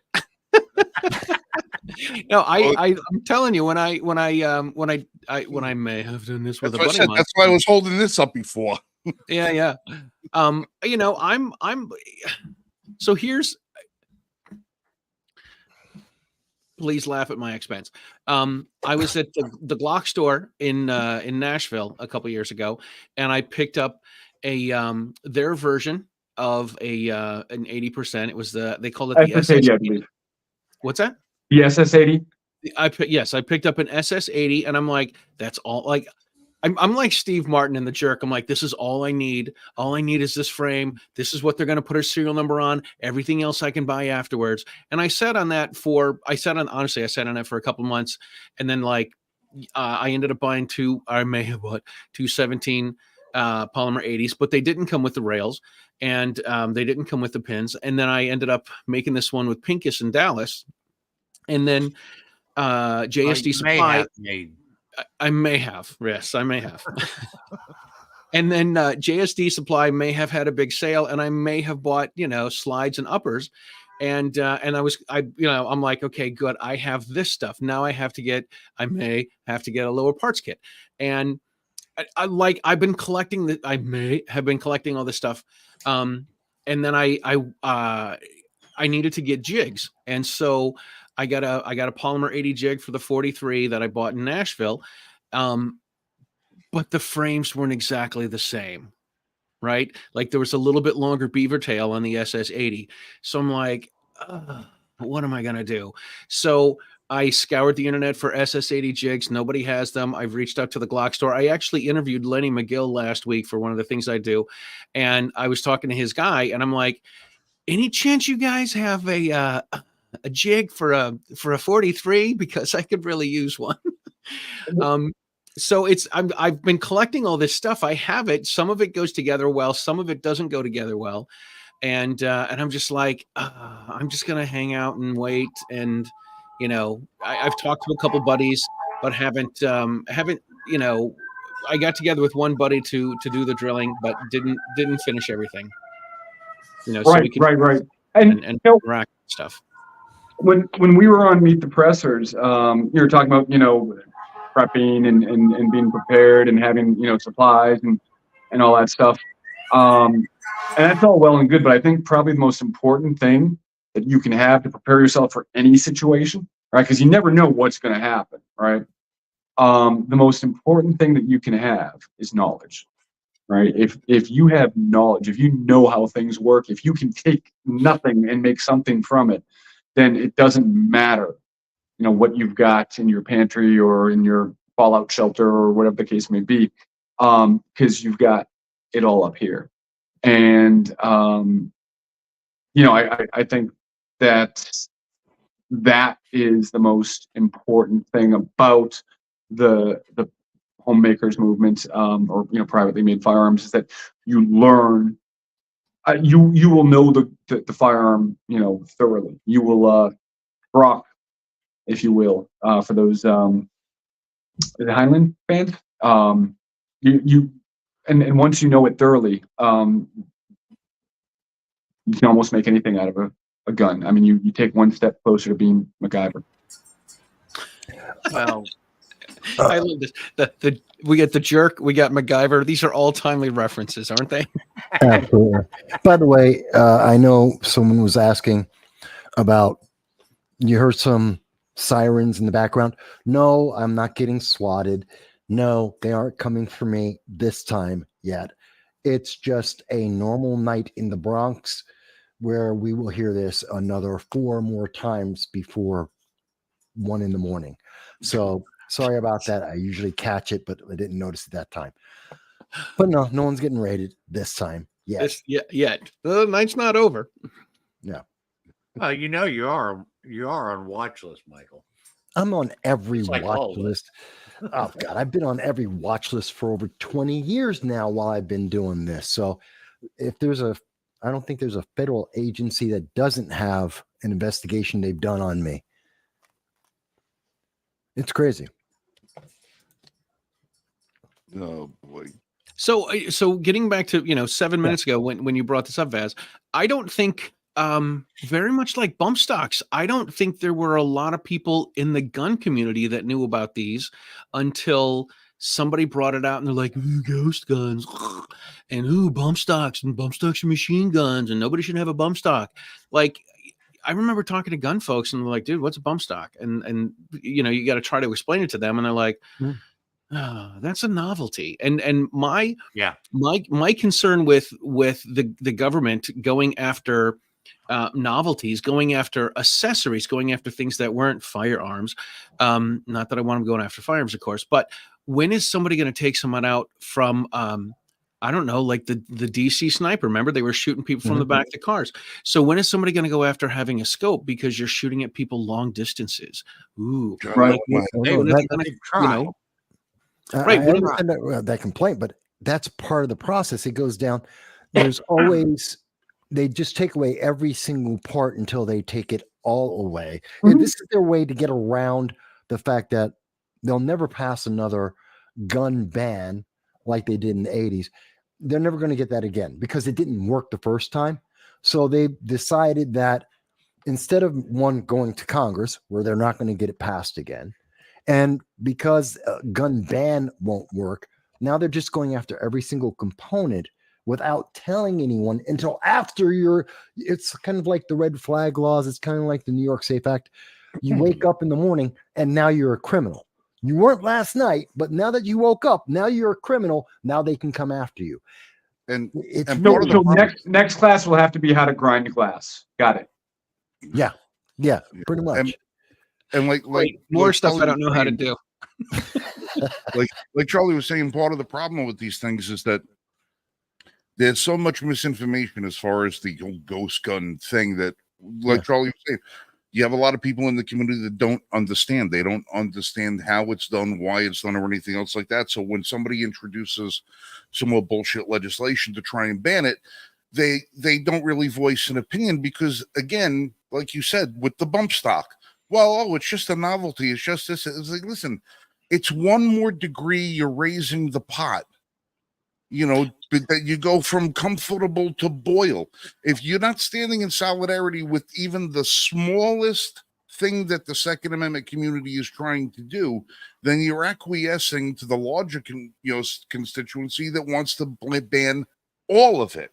Right. Oh, well, we're only going to give a quarter of an inch. No, you're giving them 10 friggin' miles Mhm. because you're never going to get that quarter inch back. That was one of the, we've heard the things, when it comes to suppressors.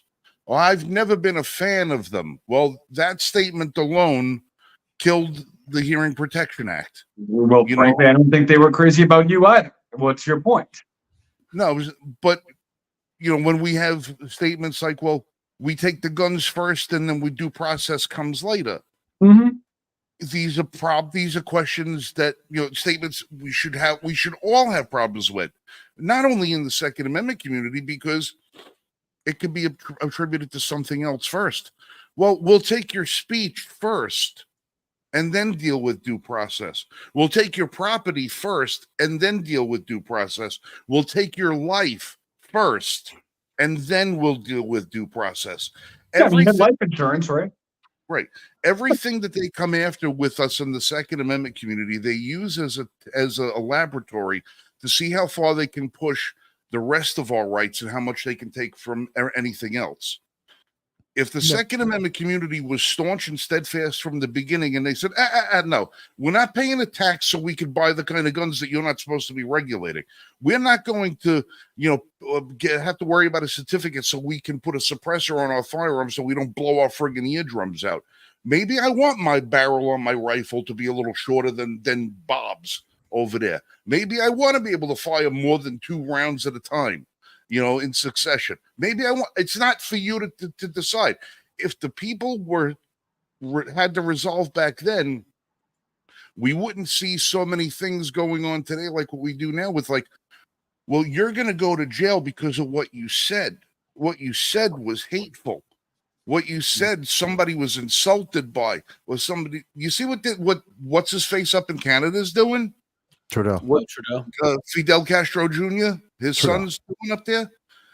They have this bullshit law up there about what you say on social media about how you can be prosecuted for hate speech, right? Now they're passing it where they can retroactively go back to the beginning of the internet and now charge you with something that you said before that was even a law. So before there were hate speech legislation, when you were still free to speak your mind, regardless of who you insulted or who you got pissed off, now they're going to go back and charge you for things you said 10 years ago. And that is an outright violation of the Constitution because, but again, post facto laws are not. But again, what do they care about the Constitution and how they can ignore it? Because it's going to take 10 to 12 years, and in Canada, longer to challenge it. This is what you're talking about is very similar to when the millennials go back and watch Seinfeld and they're like, "This is offensive. How could this pass? We just accepted it as TV. It was comedy. It was funny. It was, we knew it was a joke. We knew it wasn't serious. We knew that they really, they didn't have bad feelings about Indians and the Puerto Rican Day Parade and all this other stuff. We knew it was a joke. We knew it wasn't serious. It was just TV. It was just entertainment. And you can change the channel and watch something else. You have the freedom to not watch things. You have the freedom to not do these things. You have that freedom. Like, you don't have to watch cable. I got rid of my cable in 2011. I've had Netflix and I'm pissed that it's over $15 now. It'll be Could you more. imagine if this guy was on TV today? Archie Bunker. That's Archie Bunker. Archie Bunker. Yeah. Nice. But if I wasn't making 3D printers, I would want to make a documentary called Blazing Saddles Rebooted. And it's not actually a reboot of the movie. It would just be a documentary about how you couldn't make it again. Well, no, because we've got so many regulations. We have indoctrination at Right. such a deep level nowadays. It affects everything. And in fact, that kind of brings me to nope, here it is. This comment from 2A for New York. The comment is, all of the great Second Amendment minds, why do we always find ourselves on defense? Now, and I want to answer it. Here's my answer to that. You guys can tell me what you think, but I think you'll see how this all connects. Our Second Amendment rights are a God-given right. It is a birthright. It's not given by the government. It is not regulated. Well, it's being regulated by the government, but as written and as intended, this is our birthright. Therefore, it's not something that we have to ask permission for, nor is it something that we have to assert, not in the United States. If you go to other countries, absolutely, you have to beg for it. You have to fight for it. You have to try and gain that right from a government that could take it at any moment, or a UN that could take it from you. But in the United States, it's absolute. We already have this right. So we don't have to be loud about it. The people who are trying to take it away from us, that are searching for different ways that they can micromanage our lives to pick apart piece by piece. You can't have a bump stock. You can't print your own. The government has to regulate it. You can only have this style of firearm only on these days. We're going to limit the number of bullets and ammo that you can have. They're attacking us, and they're very vocal about it because it is an absolute right. And that's why it feels like we're always on defense, because we're not, but we always feel like we're on defense is because we don't have to fight. This isn't a fight that we necessarily should even be having. We have the right. And as you just mentioned, Charlie, you have a right, they have a right to not be armed if they don't want to. Right. But if I was, I bet you that woman in the Bronx that we just heard about yesterday, that was attacked, choked, she was raped, and that woman, I bet, would feel a little bit different about having a way to protect herself that would equalize the weight, the height, the differences that exist. Well, And I guess this is the way I see it. here's one of the reasons why we find ourselves on the defense all the time is because you will never get a politician to pass a law that would allow them to be held accountable, i.e., they will not pass a law that states if they violate the Constitution, they can be removed from office or they can be imprisoned, et cetera, et cetera, et cetera. The only way that we would actually be able to get on the offensive is if we get lower echelon governments to start enacting laws that would hold higher levels of government accountable. Right. I think what it is this. It's obviously the right to bear arms is not it's not a political topic, right? It's not one side or the other, but it is. And for the most part, the people that are gun folks want to be left alone. So when you say, hey, listen, you know what, we're gonna make it publicly, and for some of us that live in occupied territory, when you say to someone, say, hey, listen, you know what, there's the Gun Owners Action League is doing a rally or an event, you should come down to the State House and stand outside, and people are like, oh, well, the news will be there and people will see me, and I'm a closet gun owner. I don't want people to know that I have guns. So they end up not speaking out, or they end up saying, well, I pay my dues to this group, and they're going to do whatever they're going to do, and hopefully they'll do something. I'm not going to do anything more. I'm not going to write a letter. I'm not going to put a sign in my yard. And it's hard to get these people to do stuff because sometimes I think they just want to be left alone. They want to be left alone and say, listen, you know what, I'm okay. I'll be my own first responder. I'll, build a range in my backyard and shoot on my own property, and everything will be fine. So I think it's hard to get these people together. On the flip side, I've said a number of times that the people that want to carry don't want to go hunting. The people that want to go hunting don't want to carry, and nobody knows what's going on with the shotgunners. Not all gun owners are created equally. Like, there are plenty of people that want to have a gun. One of my very good friends, who I have dinner with her a couple times a month usually, I said, hey, there's a local place that's doing a ladies class. You should sign up for it. And she's like, well, what do I want to do that for? I'm like, so you know how to use your gun? Well, you only went out and shot it that 1 or 2 times. Yeah, you should probably learn how to use it a little bit more. Oh, but I'm not going to carry. I'm not going to use my gun in self-defense. I'm not going to have a home invasion. It's not going to happen to me. I don't have to worry about it.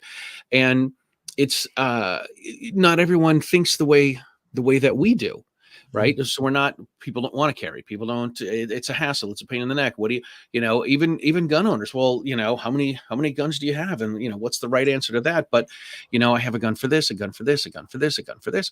And you talk to some gun folks and like, well, I have one gun, and I don't shoot it very often. I bought 10 rounds. I'm pissed that boxes of ammo are 50 rounds and not 10, because my magazine only holds 10 rounds, because they're not going to own it. So there are people that don't want to get involved and don't want to, they don't want to be as active or as into it as other people are. There are people that like beer, and I don't have a problem with beer drinkers. I'm at that age where beer makes me bloated. But people want to make their own beer. Dude, rock on. I don't see how it's different than wanting to make your own gun. Like, if you want to make your own good, make your own gun, dude. Keep it. Like, it's what do you want to do? Whatever. It's whatever makes you happy. Do what you want to makes you happy. And it's none of the rest of our business. And I think to piggyback what everybody else has said. Okay. So. Well, I'd agree with everybody and disagree.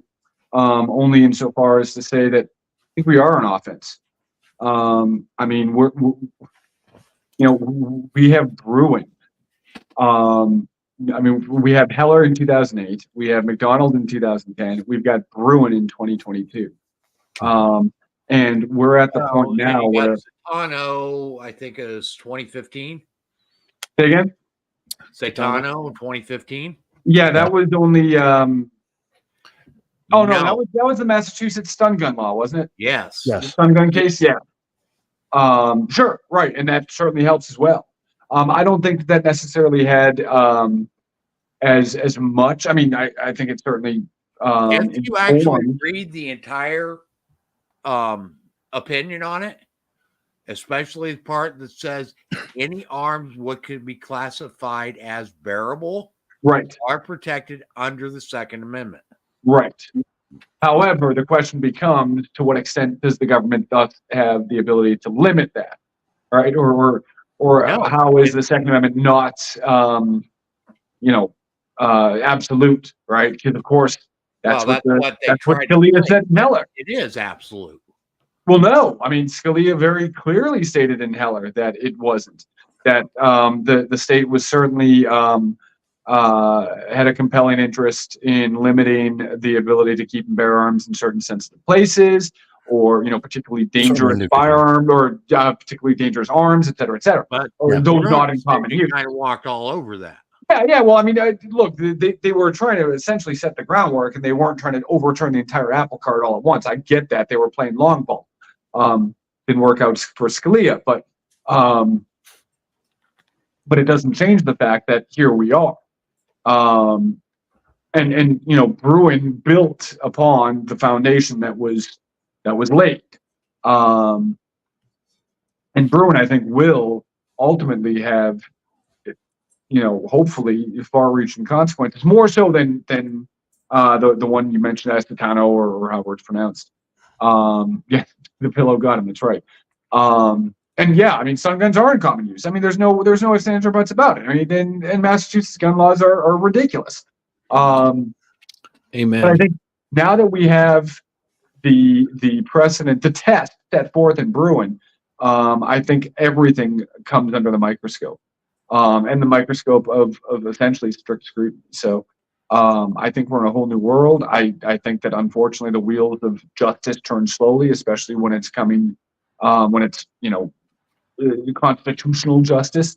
The only time it seems to go fast is when they're trying to get Trump indicted before an election. They turn slowly because government is always going to try to exceed its authority. Number one, 100%. Okay. They are going to resist in every manner to keep that authority. Of course.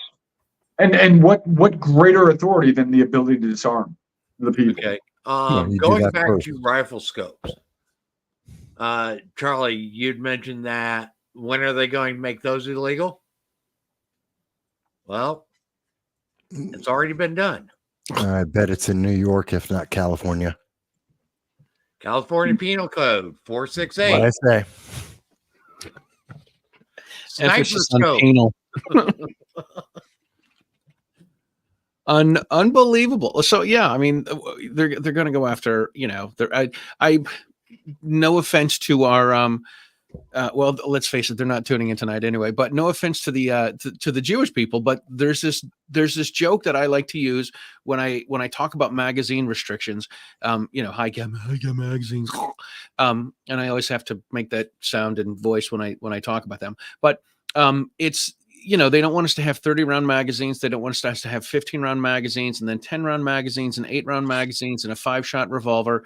And, we're going to need the Joe Biden double barrel. I've told my wife, fire 2 blasts. Right. Exactly. Yeah. Have you heard the remix of that?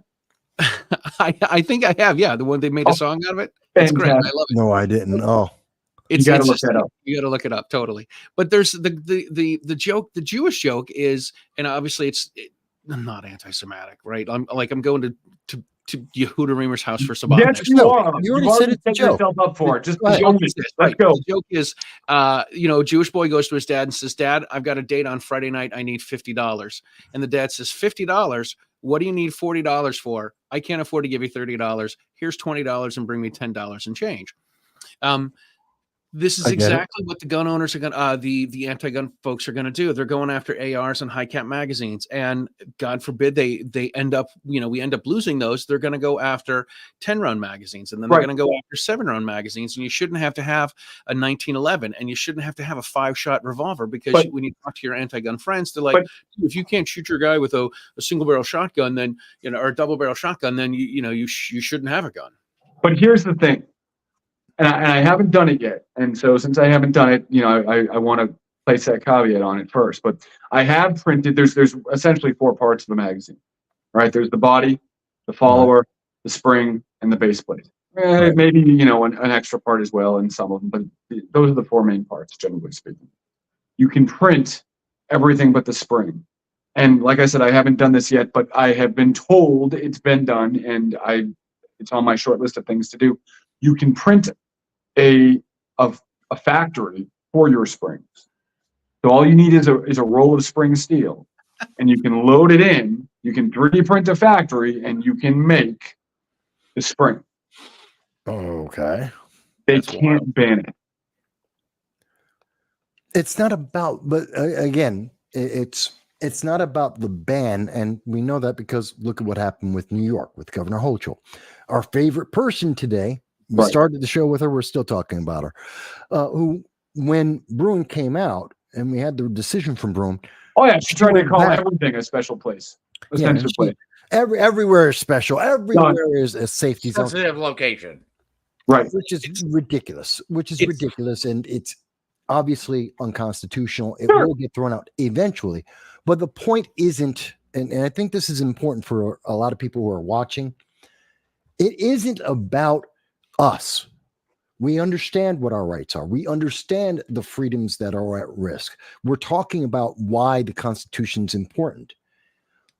Why this is important is we need to have these conversations with the youth.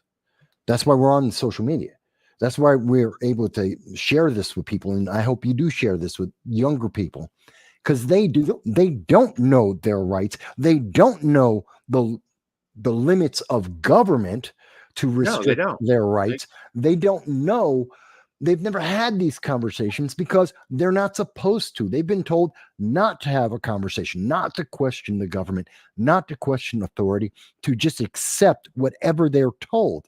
And that many of them have never read the Constitution for themselves, or they've read an interpretation of the Constitution, not the document itself. Have you seen some of the curriculum that's actually in quote unquote civics books out there? And I've seen several. Oh copies. my God, it's painful. Yeah, I've seen a couple of copies in a few states that have said, in particular about the Second Amendment, that it's a lawful. It's for specifically for hunting and recreation, or for militia or whatever. That was in Illinois and California. Yeah, where they've actually done that. Last couple days ago that Thomas Massey got into it with Jerry the Penguin Nadler. Yeah, I saw that. Nadler reads. He says, "I'm going to quote the Second Amendment," and he reads the entirety of the Second Amendment except the phrase "of the people." Yep. Yeah. And Massey major edit. The right of the people. That part he leaves out. He went right. He says the right of the militia. Or I thought he just said the right to keep and bear arms shall not be infringed. Yeah, the right to keep and bear arms not be, but he leaves out the we the people part or the people part. And then you wonder why, like you're saying, you got to focus on the youth. Why do you think they don't want to teach cursive? When I was a kid, we called it script. Yep. But they call it cursive. Why do you think they don't want to teach you cursive? Why do you think that they're trying to not outlaw, but like get rid of, literature that's spoken in early American dialect, which was English proper grammatical speak, because they don't want the kids to be able to pick up the Constitution and read what their rights are. They want to be able to revise what their rights are and how the teacher interpreted their rights. Oh, the Second Amendment is so we can have a military protect us. You don't need a gun. Your family doesn't need a gun. That's what it's for. Oh no. Oh yeah. The First Amendment. Yeah. You're allowed to say whatever we tell you you're allowed to say. Except yeah. Right. It's you can't say hate speech. Right. You can't yell fire in a theater unless there's a fire in a theater. Right. Exactly. And we've had discussions on that. And actually one of the interesting things about, well, especially, going back to the Second Amendment is, right. The militia, saying that it's strictly for the militia or that, it's for the government to have a military. And it's completely, you've got to be historically illiterate to believe that. Well, yeah. Because if you don't know why we had a Bill of Rights, why that was a prerequisite for ratification of the Constitution by the Anti-Federalists, then I guess you could buy that line. I got a quick question. Okay, for those that believe that the Second Amendment is only for the military, why the hell would the government need a specialized amendment to have a military? Right. Well, and again, why would that be a prerequisite in the Bill of Rights? Well, the Anti-Federalists were afraid of a central government, and they wanted to clearly list the rights that the government could not infringe on. So why would it be that the government has the right to regulate a militia? Well, here's the question that you want to ask the anti-gunners when they ask you a question and they talk about the guns are for the military, and it's not. Tell them at the onset of the American Revolution, all of the men that went out to fight, where did they get their guns from? The mantle. Because they weren't issued by the federal government. They were their own friggin' guns. They were the guns owned by the citizens. The citizen gun is what won freedom in this country, not a gun that was given to them by a government entity, because there was no government entity to give them the gun for them to fight for their freedom. It was the people. It was we the people. The 3% of the people that stood up and said, enough of your bullshit tyranny, we're taking our freedom back. It was the people's guns. And since then, the government's got no right to the guns because it was our guns that gave birth to the government. True. And they got to get that shit in their friggin' right through their friggin' thick skulls, these people.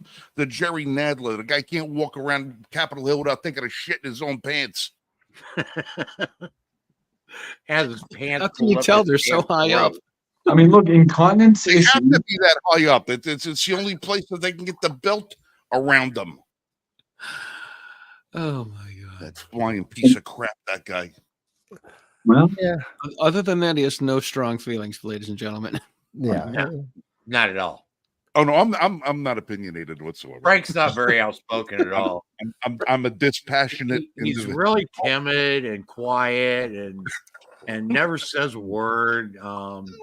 Keeps to himself. Yeah. Yeah, he only has the best to say about many politicians. But I find it interesting. He's Biden's biggest fan. Oh, absolutely. Yeah, I make sure he always has a nice bottle of Vicks close so he can keep his nasal passages open for all the kids he wants to sniff. Yeah. Well, before we go there,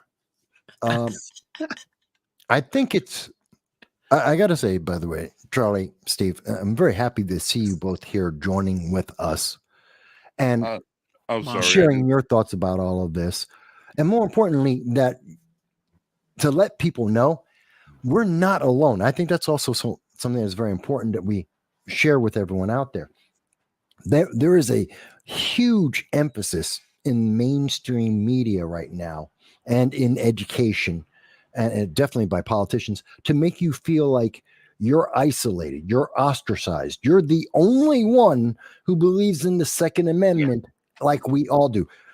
It's such a lie. It's the reason why they don't want you to share or like or see any of these. You'll find 1,001 videos that'll tell you that there are more mass shootings than there are people in America. But you will hear almost nothing and see almost nothing like this panel right now. And it's so great that we have guests on where we can talk about this and say, no, this is actually normal. This is the American system. This is what America was founded on. And we're not alone. And we all have different ages, different looks. We're in different parts of America. And we can all agree about this. And we can all talk about this. And you're not alone. God help you. You're not alone, no matter which part of America you are, no matter how far you believe the Second Amendment allows you to live your rights. Democrat, Republican, don't care. Independent, libertarian, doesn't matter. We all have these rights, and it's so important, and it's so great to have different people on with us to let people know you're not alone. And we've always had a standing invitation. If you do not agree with our viewpoints, you are more than welcome to come on the show and present your side. We've always had that standing invitation. No matter which side of the aisle you're on, who you are, you're welcome on our show. And we'll have a open dialogue.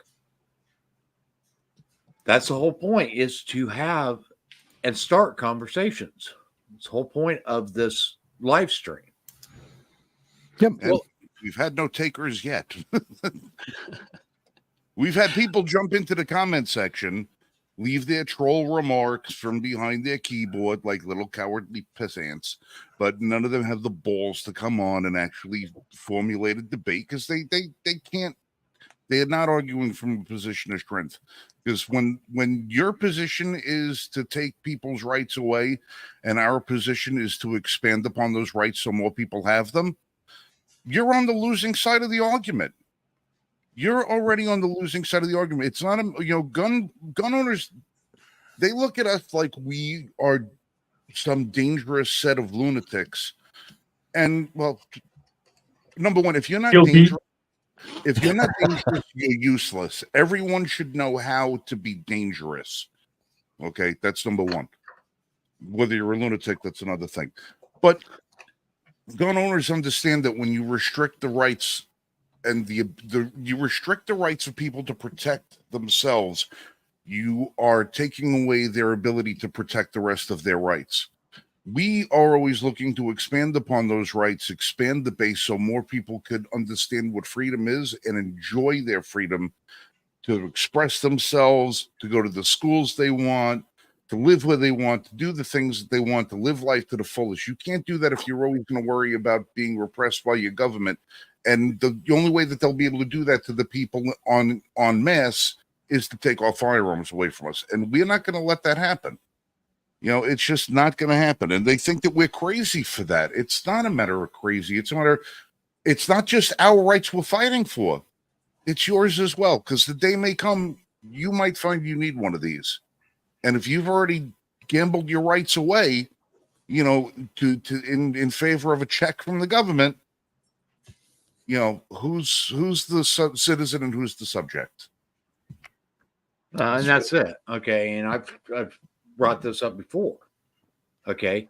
The people are sovereign over any form of government in this country. Okay. Whether that be your local government, your state government, or the federal government, the people have the sovereignty over their government. They are the sovereign. Okay. States are sovereign over the federal government.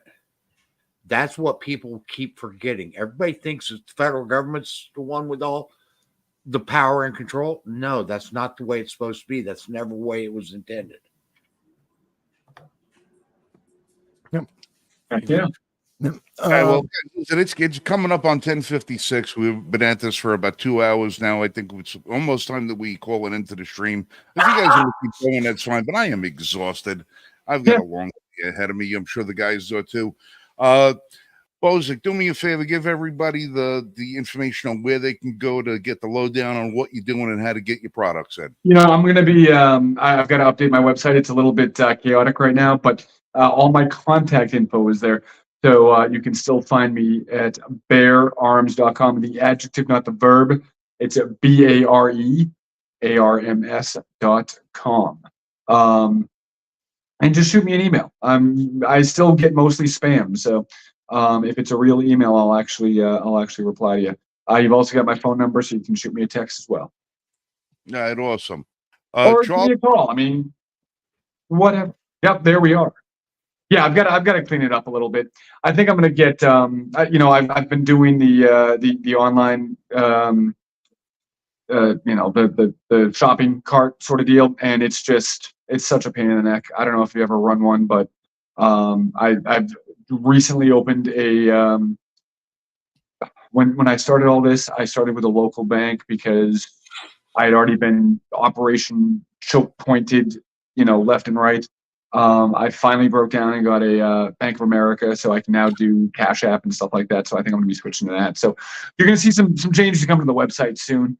But absolutely, definitely 100% hit me up. And, if you're interested in something, one of our products or some of our training, we'd be happy to help you out. Awesome. And you and I are going to be getting together soon to do some test firing and see how durable some of that. Yes, I've been working on the FGC9. It is definitely a different animal. It is, if you're not familiar with the FGC9 is, go and Google it. But there's literally no commercial counterpart. So you're building pretty much from scratch, and with 3D printed parts and rudimentary parts. It's a challenge, but I've just about got it there. So yeah, we'll be good to go. Spaces as soon as it's ready to go. And I still have all my fingers. So as far as durability, Pincus said that he got 1,000 rounds out of that frame. Out of his what? Out of his FGC9? Out of that handgun frame that he. That Oh, he had okay. Yeah, I saw that he just blew one up. I mean, and 1,000's good. I mean, the minimum standard is that you get more rounds out of it than it takes to print another one. You and I we have to make up the gun from In the Line of Fire that Malkovich had. Yeah, and see if that thing actually will work. Oh, we could absolutely make that work. Absolutely. It would have to be a little bit different, but right. Jolly, give us a lowdown on the show, brother. All right. So I have a YouTube channel where I interview people in the car as we drive around the country and talk about gun stuff. You can find it on writingshotgunwithcharlie.com. You can subscribe to the YouTube channel. You can listen to the show in podcast form. I also repurpose shows for Armed Lifestyle magazine. And the column I write for that is called Writing Shotgun with Charlie, where I go back and revisit some previous guests, and I do a new interview with them. You can find the show on AmmoLand, and I also write articles for News 2A. And that's a website out of New Jersey that they asked me to write some articles. So I wrote some stuff about Massachusetts and a couple of other things here and there. So I know I need to write a little bit more often. But yeah, that's what Writing Shotgun with Charlie is. Thank you guys so much for having me on. I really appreciate this. Charlie, are you going to be out in Dallas next week? I am. Yes. Excellent. Write down booth 9260. No, you're gonna have to text it to me, bud. All right. Who is it for? Yeah, because as of next week, if those of you don't know, next week is the first LaPierre-less NRA annual meeting, and we're sure it's going to be a barn burner of sorts.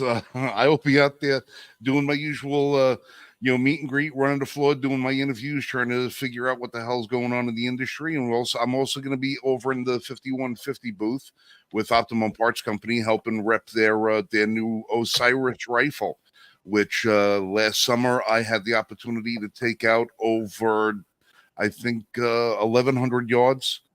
Which this gun is going to be going out for King of the 2 Mile soon. Extraordinary firearms being brought out by 5150, and I'm going to be in their booth repping with them. We're going to have a lot of fun. We understand we might also be having a couple of big name people stopping by the booth. So if you buy, you might score an interview with somebody that, or at least a picture with somebody that you would be good for PR purposes. But with that, I'm going to say goodnight to you guys. Marshall, Vass, bring us out. All right. Well, folks, we always appreciate whenever you take the time to listen to us as we talk about the issues that are affecting everyone across this nation and, of course, around the world as well, because we lead by the example. Our freedom is their desire. This is the goal they're trying to reach. And we thank you for joining us every week, every Friday at 9 p.m. for the Liberty First Foundation and with No Sound Bites Allowed to speak with you and hear your input about all of these issues. It's not just about the Second Amendment, although that's a big issue we talk about every week. It's about the Constitution. It's about your rights and your freedoms, making sure that you will maintain them. And the only way we can do that is when we speak up, when we have our voices heard. You have to go out and vote, but you also have to be informed. That's why we're here. And we hope that you'll come back every Friday at 9 p.m. to check us out, to look at all of the channels and everyone who's been here today, to listen to them about the issues, the aspects of the issues that you find important, because you matter. Your vote matters. And if you think they don't, what do you think they're spending billions upon billions of dollars for every election year? Because you do matter, and they know it. But Mike Marshall, go right ahead. So, folks, we're here. We do appreciate everybody that's in the chat. We appreciate Charlie and Steve coming on the show tonight. We're always open to having guests onto our show. If you want to be on, just let us know. You can let us know through our website, or you can get a hold of either Frank or I on YouTube or on Facebook or any other of social media platforms that are out there. You can find us on our website at l1f.us. And there you can find various articles that we've written and stuff that we have done over the years. Okay. Also, while you're there, you can actually stop in and join through our membership drive promotion. Okay. And right there, you can fill out a simple form, and $15 a year will help us get the word out to a wider audience. The whole thing is we are about educating people, and the more that we can reach, more people we can reach, more people we can educate about what their rights are. And if you don't want to become a member of Liberty First Foundation, great, so be it. Do us another favor. Help us get the word out by liking, sharing, commenting, and subscribing to our show. Find out when we're on. Okay. Join in the chat. That all helps us to get the word out, to get the message out that we are a constitutional republic. And that is a very important thing. Our government is accountable to the Constitution, not to the whims that they wish to pass. Okay. Marbury versus Madison. Any law that is repugnant to the Constitution is null and void. Period. Okay. That's what we need to remember. Until we, the people, start holding our government accountable, they're going to keep encroaching upon our rights. We're here every Friday night, 9 p.m. Eastern time. We would love to have you in the audience. We are, like I said, we're here every week. If you want to be on the show, just let us know. Thank you, everybody. All right. And that's it. We're signing off. Everybody have a good night. Be safe. Shoot straight. We love you.